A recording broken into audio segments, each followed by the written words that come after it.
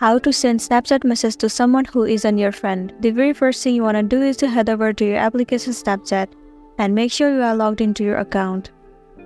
Swipe right and head over to your chat section. Tap on this add profile icon at the top right. Here in the search bar, search for the username of the person that you want to send the message. Search for the specific person from here. Once you have found that person, tap on their profile. Once you are on your profile, tap on the share icon at the top right. In this section, enter the text that you want to send to this person. Once it is done, scroll all the way to the bottom. And there you will find the username of that person.